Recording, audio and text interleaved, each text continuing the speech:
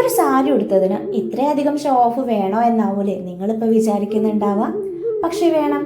കാരണം ഇന്ന് നമ്മൾ നമ്മുടെ സ്കൂളിൽ വിഷു സെലിബ്രേറ്റ് ചെയ്യാൻ വേണ്ടി പോവുകയാണ്. നമ്മുടെ പതിവ് ഡ്രസ്സായിട്ടുള്ള ആ കോട്ടിൻ്റെയും സ്യൂട്ടിൻ്റെയും ഉള്ളിൽ നിന്ന് പുറത്തിറങ്ങി നമുക്ക് ഇഷ്ടപ്പെട്ട ഡ്രസ്സ് ഇട്ട് നമ്മൾ വർക്ക് ചെയ്യുന്നൊരു സ്ഥലത്ത് ചെല്ലുക എന്ന് പറയുന്നത് എനിക്ക് ഭയങ്കര ഇഷ്ടമായിട്ടുള്ള ഒരു കാര്യമാണ്. പിന്നെ അത് പ്രത്യേകിച്ച് സാരി ആവുമ്പോൾ സാരി ഉടുക്കാൻ കിട്ടുന്ന ഒരവസരവും ഞാൻ മിസ് ചെയ്യാറില്ല.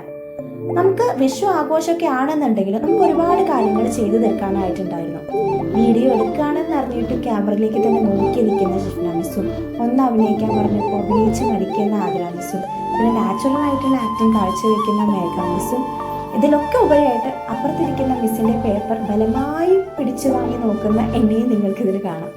ഇത് കഴിഞ്ഞിട്ട് ഞങ്ങൾക്കൊരു സെഷൻ അറ്റൻഡ് ചെയ്യാനുണ്ടായിരുന്നു.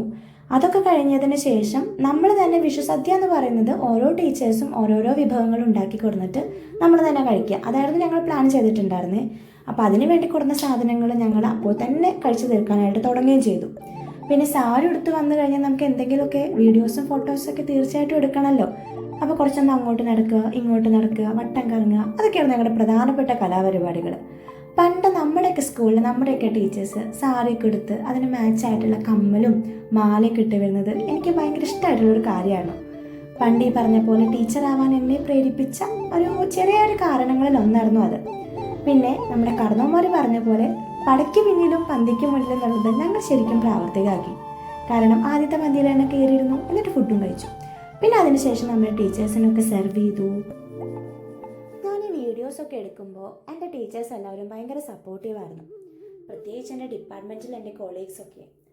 പിന്നെ സദ്യയൊക്കെ കഴിച്ചതിന് ശേഷം ഞങ്ങൾ ഞങ്ങളുടെ ടെക്സ്റ്റ് ബുക്കൊക്കെ കളക്ട് ചെയ്തു.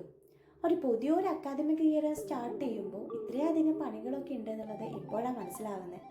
ദെൻ ഞങ്ങൾ ഞങ്ങളുടെ സ്കൂൾ ബസ്സിൽ തന്നെ തിരിച്ചു വന്നു.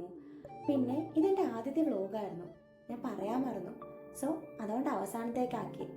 പാവം ഞാൻ ആ മിസ്സിനെ കൊണ്ട് നിർബന്ധിച്ച് ബൈ ബൈ പറയിക്കപ്പാ ചെയ്യുന്നത്. എന്തായാലും നിങ്ങൾക്ക് എൻ്റെ വീഡിയോസൊക്കെ ഇഷ്ടമാവുന്നുണ്ടെന്നുണ്ടെങ്കിൽ തീർച്ചയായിട്ടും ലൈക്ക് ചെയ്യണം. പിന്നെ ചാനലൊന്ന് വിസിറ്റ് ചെയ്തതിന് ശേഷം സബ്സ്ക്രൈബ് ചെയ്യണം. ആൻഡ് ഓൾസോ കമൻറ്റും കൂടെ ചെയ്യണം. സോ എല്ലാവർക്കും ബൈ.